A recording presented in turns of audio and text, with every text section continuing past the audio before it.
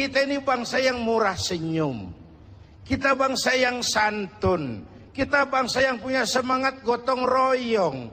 Kok belakangan kita seperti tercabut dari akar budaya kita sebagai bangsa? Tiba-tiba kita siap jadi serigala buat saudara kita yang lain. Tiba-tiba sikap gotong royong berubah menjadi individualis, menjadi hedonis, menjadi egois. Kemana itu kita yang santun? Kemana itu kita yang murah senyum? Kemana kita yang sifatnya gotong royong itu?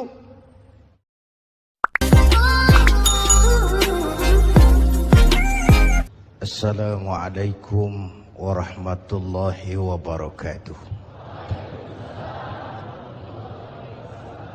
Hadirin saya hormati, kalau kita satu nusa, kalau kita satu bangsa, kalau kita satu bahasa, maka deritamu adalah deritaku, kesedihanmu adalah kesedihanku, air matamu adalah air mataku. Ini mengingatkan ke saya waktu terjadi peristiwa hijrah. Di Mekah, diteror, di Mekah, difitnah, di Mekah, dimusuhi. Sahabat pada usul, kenapa enggak hijrah saja ya Rasul? Sabar, belum ada komando. Ketika perintah hijrah turun, sahabat dikumpulin, Nabi pidato. Tuan-tuan, labbaika ya Rasul. Perintah hijrah sudah datang. Lalu berangkatlah kalian lebih dulu ke Madinah. Tuan, kapan ya Rasul? Belakangan. Kenapa belakangan? Kan enakan bareng. Kalian tahu yang dikejar-kejar saya. Target nomor 1 saya. Yang mau dihabisi saya. Kalau kita hijrah bareng-bareng, kita diuber terus. Tapi kalau kamu lebih dulu berangkat hijrah, kamu akan sampai dengan selamat di Madinah insya Allah. Karena saya yang mereka kejar, saya yang mereka ancam, saya yang mereka mau bunuh, tetap bertahan di Mekah. Mekah bahaya. Berangkatlah kamu selamatkan dirimu, biar saya di Mekah menghadang bahaya. Inilah pemimpin. Gak mentang-mentang turun perintah hijrah, terus ngepak koper, udah ya, gue duluan ya. Enggak. Keselamatan umat diutamakan. Man a'ana mujahidan faqad jahada. Siapa yang membantu orang yang sedang berjuang, pada hakikatnya dia juga sudah ikut berjuang. Wallahu fi aunil abdi madama al-abdu fi auni akhi. Allah akan selalu menolong seorang hamba selama hamba itu masih mau menolong saudaranya. Dulu ada pepatah, teman sejati kelihatan waktu kita perlu. Begitulah rakyat ini. Merasa ada kok, kita punya pemerintah kok, kita punya pemimpin kok, kita nggak sendiri kok, kita punya teman kok. Sesuai dengan bidang dan kemampuan kita masing-masing. Dulu Nabi Sulaiman menggalang dana untuk mobilisasi mau jihad. Bukan cuma manusia, binatang semua pada nyumbang. Mula-mula datang gajah. Gajah nyumbang kebo. Datang kerbau, kerbau nyumbang ayam. Nyumbang kambing. Datang kambing, kambing nyumbang ayam. Datang ayam, ayam nyumbang burung. Datang burung, burung nyumbang belalang. Datang belalang, belalang nyumbang semut. Gajah yang nyumbang kerbau ngeledek. Belalang, kecil amat sumbangan lo semut. Liatin gue nyumbang kebo, kata gajah. Nabi Sulaiman senyum. Beliau bilang, al-hadiyatu biqadril muhdi. Jangan sombong ya. Sama gajah ngomongnya waktu itu. Jangan sombong ya. Biar kamu nyumbangnya kebo, itu belalang nyumbang burung. Pemberian mah sesuai kemampuan orang yang memberi. Kalau gajah nyumbang kerbau, pantas gajah gede, sumbangannya gede. Belalang nyumbang semut, wajar. Belalang kecil sumbangannya kecil. Ini yang sering terjadi, datang gajah nyumbang semut. Tahu masjid lagi direnovasi, mobilnya banyak, rumahnya gede, datang panitia masjid 1000.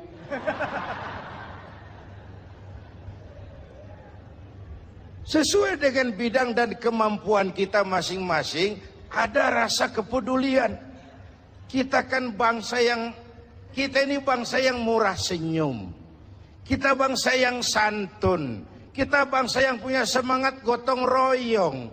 Kok belakangan kita seperti tercabut dari akar budaya kita sebagai bangsa? Tiba-tiba kita siap jadi serigala buat saudara kita yang lain. Tiba-tiba sikap gotong royong berubah menjadi individualis, menjadi hedonis, menjadi egois. Kemana itu kita yang santun? Kemana itu kita yang murah senyum? Kemana kita yang sifatnya gotong royong itu? Tercerabut dari akar budaya kita sebagai bangsa. Ini menyedihkan dan ini memalukan. Saatnya, kan kata guru saya dulu, bencana itu 3 macam. Kalau dia menimpa orang baik-baik, itu ujian. Kalau dia menimpa orang setengah baik, itu teguran. Kalau dia menimpa orang jahat, itu persekot. Musibah menimpa orang baik-baik, ujian. Kenapa diuji? Mau naik kelas. Innallaha idza ahabba 'abdan ibtalahu. Kalau Allah mencintai seorang hamba, diujinya itu hamba. Itu ujian. Kalau orang setengah baik, paro-paro, yang bangsa bikin malaikat bingung. Sedekah mau, nyolongnya lebih gede. Baca Quran suka, fitnah orang hobi. Itu yang begitu kena teguran. Kita ini kadang-kadang pede, terlalu lewat pedenya. Sujud nggak pernah, sama ulama jauh, sama habaib jauh, ke taklim nggak pernah datang, tiap hari bergelimang dosa. Begitu kena musibah, nyohor. Gue lagi diuji nih. Siapa yang uji? Lo. Lah kagak sekolah, ulangan. Mau naik kelas berapa nantinya? Yang diuji itu yang beriman. Ayolah kita introspeksi. Kalau diuji bukan saja harus sabar, tapi harus lulus. Kalau ditegur, introspeksi, perbaiki yang kurang, kurangi yang berlebihan. Nah, kalau dipersekotin, udah bukan istighfar lagi, taubat mestinya udah itu. Istighfar kan dosa yang kecil-kecilan, masa jolong sendal itu. Tapi kalau yang kelas-kelas kakap itu taubat, bukan sekedar astagfirullah, taubat. Apalagi kita ini bangsa yang merdekanya, saya coba lihat, dengan keringat, air mata, darah, dan nyawa. Kita merdeka itu bukan pemberian Jepang, bukan hadiah Belanda, keringat, air mata, darah, dan nyawa. Bangsa yang ditempa seperti itu mestinya tegar, tahan banting, tidak cengeng, jatuh, bangkit, jatuh, bangun, jatuh, bangkit. Nggak dapat kesulitan lalu kayak ayam sampar. Ada saat bangkit. Orang mah, kalau orang Betawi kata nih, orang mah bang kalau udah biasa susah, ketemu susah, nggak kaget udah. Ya, emang udah lalap. Saya santri nih, biasa makan kangkung, datang ke rumah temen dikasih kangkung, makanan gue nih, dikasih daging ayam lah nambah, emang apa? Orang tuh kalau biasa susah, ketemu susah, mestinya nggak kaget. Saya santri, biasa tidur di masjid, disuruh nginep di hotel, lah pulas. Tapi yang biasa tidur di hotel, suruh nginep di masjid, encok. Kita ini bangsa yang ditempa oleh jatuh bangun. Istilah Bung Karno mengalami up and down. Up and down. Timbul, tenggelam, jatuh, bangun, rebah, tengkurap, jatuh, bangun, timbul, tenggelam. Bangsa yang ditempa seperti itu mestinya jadi bangsa yang tahan bantingan. Apalagi guru kita Habib Munzir tadi bilang 1001 hikmah selalu ada di balik musibah. Jangan pernah su'uzon, buruk sangka kepada Allah. Harus dengan husnuzon, baik sangka kepada Allah, bahwa maslahatnya adalah untuk kepentingan juga. Asal kita pandai-pandai melakukan introspeksi. Mendekati akhir dari siaran kita kali ini, sebelum dibacakan doa oleh guru kita Habib Munzir Al-Musawwa, saya ingin sampaikan catatan yang bersumber dari At-Taubah ayat 60. Bangsa yang paling banyak dapat bencana dan musibah itu Bani Israel. Penyebabnya ada beberapa. Pertama, kanu yakfuruna bi ayatillah, mengingkari ayat-ayat Allah, kufur kepada ayat-ayat Allah. Itu yang pertama. Yang kedua, wa yaqtulunan nabiyyina bighairi haq, mereka membunuh para nabi tanpa alasan yang benar. Bayangin, nabi dibunuh. Ini udah mbahnya preman ini. Secara fisik, di zaman kita sekarang banyak orang yang bunuh nabi.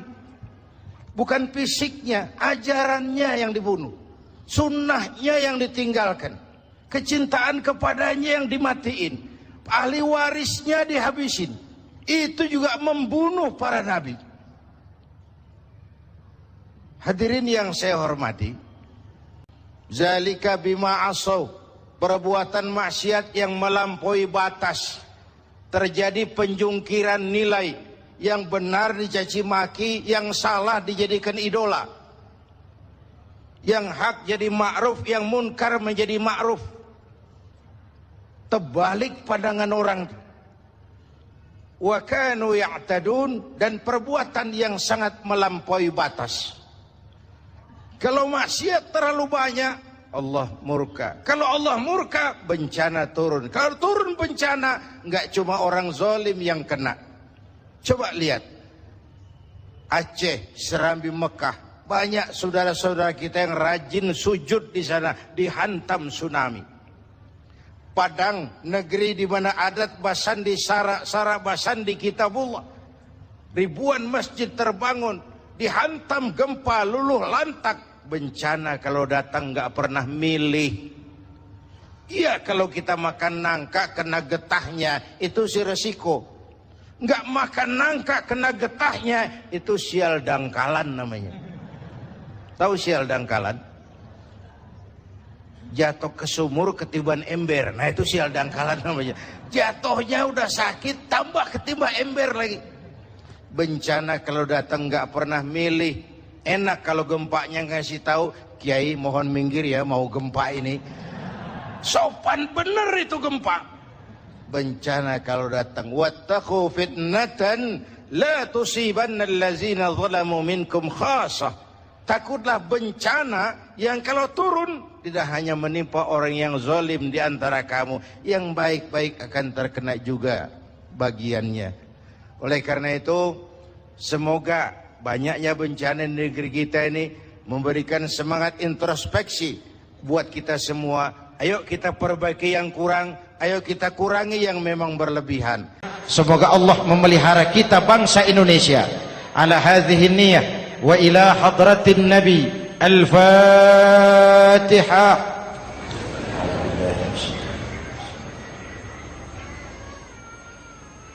إياك نعبد وإياك نستعين من الصراط المستقيم صراط الذين أنعمت عليهم. بسم الله الرحمن الرحيم. آمين. الحمد لله رب العالمين. اللهم صل وسلم وبارك على سيدنا محمد وعلى آله وصحبه أجمعين. اللهم ربنا تقبل منا صلاتنا وصيامنا وقيامنا وتخشعنا وتعبدنا وتمم تكسيرنا يا أرحم الراحمين.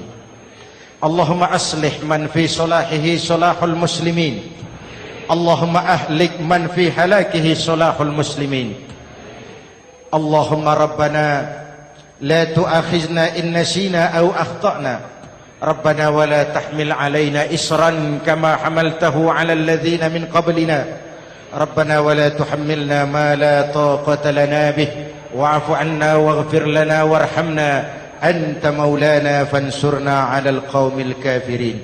اللهم اجعلنا من السعداء المقبولين ولا تجعلنا من الأشقياء المردودين. أفضل ما قلته أنا والنبيون من قبلي لا إله إلا الله.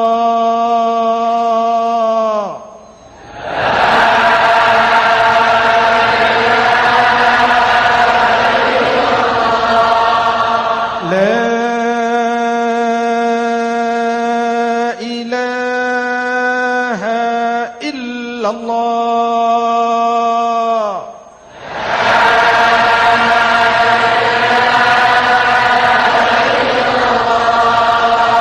محمد رسول الله.